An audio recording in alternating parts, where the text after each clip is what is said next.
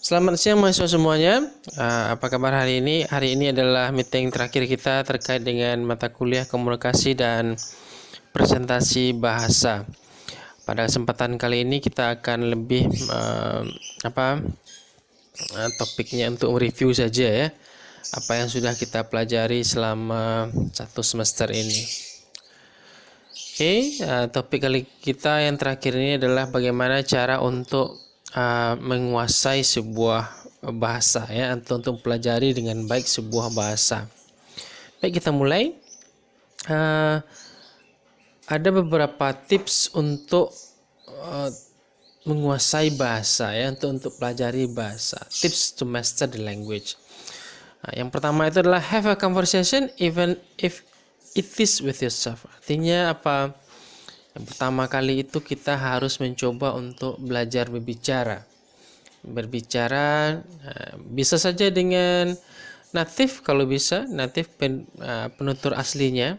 Jadi bisa kita misalnya pergi jalan-jalan dan kita ketemu sama bule gitu ya. Dan kita coba untuk bercakap sama orang tersebut atau bule tersebut dengan bahasa Inggris ya. Kalaupun tidak ada, kita bisa mencoba untuk berlatih sendiri ya. Ada begitu banyak caranya ya.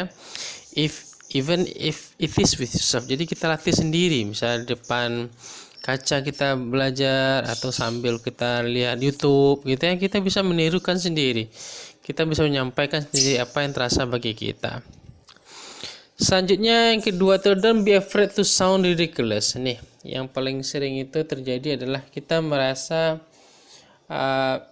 pengucapan kita, dialek yang kita ucapkan seperti entah dialek mana gitu ya. Nah, jadi sebenarnya hal itu tidak perlu kita pusingkan. Ketika kita pertama kali belajar memang seperti itu dia ya. Sungguh sangat sulit sekali untuk mendapatkan aksen yang pas seperti American, British, Australian, dialek yang sempurna seperti itu memang susah sekali. Di samping butuh waktu dan pengalaman yang panjang untuk mempelajarinya, hal ini juga didukung oleh speech organ. Ada alat tutur sendiri, rahang mereka, cara di mana mereka tinggal, ukuran gigi sama lidah, semuanya kerongkongan itu mempengaruhi cara bicara ya, dialek mereka juga. Itu sungguh mempengaruhi proses untuk dialek ya. Jadi tidak usah kita pusingkan dengan dialek yang harus sempurna seperti itu, tidak. Kita coba saja untuk menggunakan apa yang mampu kita, itu dulu ya. Nanti kalau sudah kita menguasai dengan baik, maka untuk penggunaan dialek itu cukup mudah saja.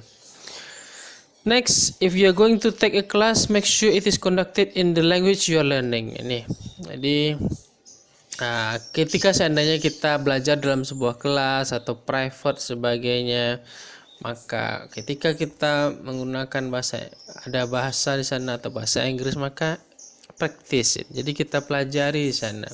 Oke, jadi kita belajar bahasa Inggris itu tidak hanya belajar secara teori, but we practice it. Ya, kita pelajari juga teorinya dan kita praktekkan. Jadi dengan adanya kombinasi antara pembelajaran teori dan praktek itu akan membuat pembelajaran kita akan lebih mudah dan menyenangkan seperti itu ya. Next, grab some flashcard. Flashcard ini adalah kartu-kartu. Jadi fungsinya lebih kepada to remind, untuk mengingatkan kita about vocabulary, tentang kosakata. Jadi boleh saja kita menuliskan beberapa kata sulit. Setelah itu kita hafal, then we use it in sentences, dan kemudian kita gunakan dalam kalimat-kalimat.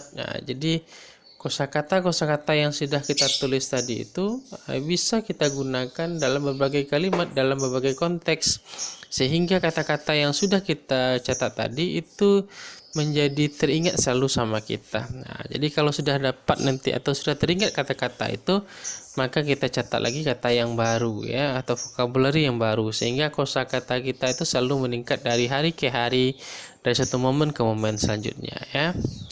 Next, make sure to listen. Ini penting ya. Nah, karena dalam bahasa Inggris itu pengucapan kita, different pronunciation itu different meaning. Itu yang harus kita pertimbangkan ya. Jadi berbeda pengucapan itu bisa saja akan mengubah arti. Maka itu sebabnya make sure to listen. Dengarkanlah dulu ya, dan jadi dengarkan dulu bagaimana cara mereka menyampaikan, cara mengucapkan.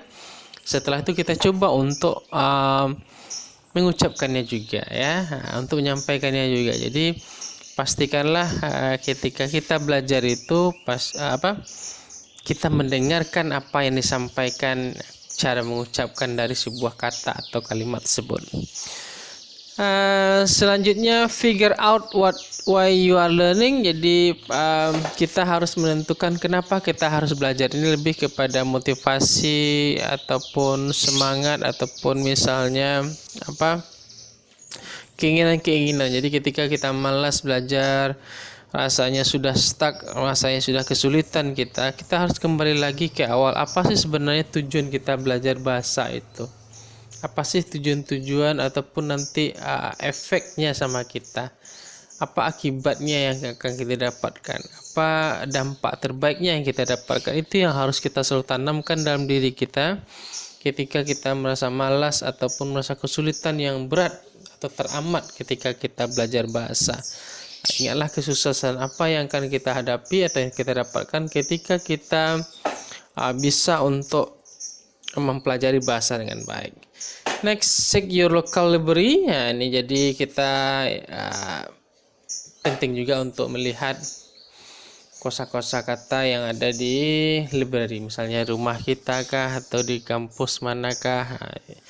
Misalnya local library itu misalnya buku-buku, ya silahkanlah kita baca buku-buku yang ada misalnya bahasa Inggris gitu ya, atau bahasa lainnya. Kalau kita ingin pelajari silahkan saja. Jadi dengan adanya kita baca buku-buku, majalah gitu ya, koran yang sesuai dengan bahasa yang kita suka, maka nanti itu juga akan menambah keahlian kita dalam berbahasa tersebut. Selanjutnya bisa juga kita menggunakan aplikasi. Jadi ada begitu banyak aplikasi sekarang yang berbasis bahasa, ada begitu banyak, tinggal install saja. Jadi dengan menggunakan aplikasi ini secara rutin, kita bisa melihat dan terbiasa nantinya dengan bahasa tersebut. Ya, ini sungguh memudahkan kita. Kita tidak pusing-pusing lagi. Misalnya kalau kita pergi ke luar negeri, kita sudah tahu sebenarnya apa yang bisa disampaikan dengan keinginan kita. Ya, ada begitu banyak aplikasi yang mudah bagi kita untuk traveling ataupun bagian untuk pendidikan. Next, go on vacation. Nah, ini pergilah liburan, itu penting. Jadi kalau kita memiliki budget yang lebih, ya silahkanlah pergi ke luar negeri, carilah nanti sana bule gitu banyak ya, dan try to stop. Kemudian kita mencoba untuk bicara sama mereka ya. Ataupun kalau tidak misalnya tidak ke luar negeri, toh ke tempat wisata kadang-kadang kita juga menemukan para bule ataupun para penutur asli itu, mereka juga ada, dan we try to talk. Kita bisa coba untuk berbicara. Sepanjang yang saya tahu, kalau kita minta izin kepada mereka, mereka juga akan mau bantu kita untuk bicara ya sebentar, 10-15 menit itu rasanya itu sudah cukup ya. Jadi dengan bicara dengan para bule itu sudah melatih kemampuan kita bagaimana cara mengucapkan bahasa itu yang baik. Next, take a deep breath. Nah, ini penting. Jadi ketika kita cemas gitu ya, hilang kosakata ya, take a deep breath. Ambil saja nafas yang dalam, tenangkan pikiran. Cemas itu hal yang biasa, coba saja, tidak ada masalah yang perlu kita pikirkan terlalu rumit, karena bahasa itu apply ya, diterapkan ya, bukan to remember. Jadi bukan diingat tapi diterapkan dia. Jadi coba saja, tidak ada masalah untuk itu. Oke. Selanjutnya, apa sih faktor-faktor yang mempengaruhi kesusahan sebuah bahasa? Jadi yang pertama itu adalah mindset kita. Inilah yang sering menghukum para pembelajar pelajar dari bahasa itu sendiri. Mindset. Ingat, bahasa itu is not born but it is created. Artinya bahasa itu bukan terlahir tapi diciptakan. Artinya apa? Bahasa itu bukan sebuah gift tapi we practice. Sama dengan anak kecil belajar bahasa ya. Adik kita yang masih bayi umur 1 tahun 2 tahun, kalau tidak kita ajak dia dalam berbicara, maka dia memang tidak akan bisa berbicara. Maka harus kita latih mereka berbicara, ajak berdiskusi, ngomong sebagainya, maka nanti bahasa mereka akan banyak, kosakata mereka akan ramai untuk itu. Jadi kita harus memang melatih dia. Kalau kita hanya diam-diam saja dan merasa ini sulit, ya akan bisa kita untuk mempelajari, untuk menguasai bahasa tersebut. Kenapa? Karena bahasa itu memang diciptakan, kita yang menciptakan sendiri.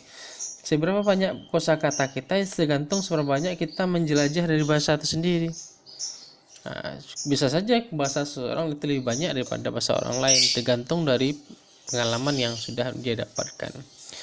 Selanjutnya, learning a language require persistence. Ini mempelajari sebuah bahasa itu perlu konsisten artinya.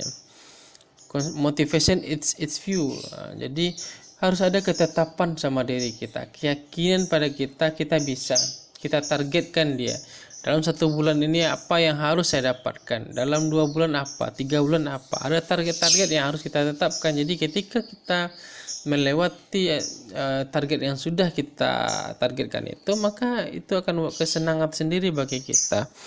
Ya, harus kita targetkan, kita sendiri yang melatih diri kita sendiri, dan jangan sampai nanti motivasi kita bermasalah ya, karena motivasi inilah penggerak pada ketetapan bahasa tadi. Ya, kalau tidak ada motivasi ya semuanya akan selesai dia. Oke, jadi hubungan antara motivasi dengan ketetapan hati kita itu sungguh sangat berhubungan ya. Nah, latihlah terus motivasi kita supaya kita terus ingat apa nanti yang akan kita dapatkan kalau kita bisa menguasai bahasa dengan baik. Selanjutnya ada praktis, ini yang paling sering ya, praktis. Jadi latihan lah kita bicara practice makes perfect itu istilahnya ya. Jadi dengan latihan itu akan semuanya selesai ya. Jadi sering-seringlah kita latihan. Memang latihan itu tergantung orangnya. Ada yang orang misalnya sebulan dia praktek langsung dia bisa, ada yang sudah 3 bulan praktek juga tidak bisa. Itu tergantung dirinya, kemampuan di jam terbang juga ya. Jadi tergantung dari kita seberapa cepat kita ingin menguasai bahasa tersebut ya. Tentu kalau ingin cepat tentu kita harus latih yang keras ya. Kalau ingin sesantai saja mungkin bisa bulanan juga jadinya. Jadi keahlian itu kita dapatkan seiring bagaimana cara kita mempush atau mendorong diri kita untuk menguasai bahasa itu sendiri. Selanjutnya anatomi dari bahasa itu atau komponen dari bahasa itu sebenarnya ada terletak pada 3 komponen ini. Jadi yang pertama itu pronunciation, itu lebih pada pengucapan, bagaimana kita menyampaikan sebuah kata, kalimat gitu ya kepada orang lain. Pengucapan inilah nanti akan dipengaruhi oleh dialek kita, dipengaruhi oleh kemampuan kita dalam memahami kosakata gitu ya. Nah, bisa saja orang nanti ketika kita bicara orang salah paham dengan apa yang kita sampaikan. Kenapa? Bisa saja kosakata yang kita pakai itu mungkin kurang tepat dia. Oke, seperti itu. Grammar, ini susunan bagaimana cara kita merangkai kata tadi menjadi sebuah kalimat. Oke, jadi kita susun dia, mana yang subjeknya, mana yang verbnya, objeknya, kata keterangan atau kata sifat kita susun supaya kata-kata yang kita hafal atau kita praktekkan itu bisa menjadi sebuah kalimat yang baik. Selanjutnya ada vocabulary, inilah senjatanya ya. Jadi kalau tidak ada kosakata, bagaimana cara kita bergerak ya? Apa yang mau kita ucapkan, apa yang mau kita susun. Jadi intinya itu pada vocabulary kosakata sendiri. Jadi kuasailah pertama kali itu dulu kosakata. Dengan banyaknya atau beragamnya kosakata yang kita miliki, maka tentu saja kita akan bisa merancang lebih banyak jenis-jenis kalimat. Tentu saja kita bisa mengucapkan banyak kata karena kita memang sudah memiliki kosakata yang banyak seperti itu. Oke.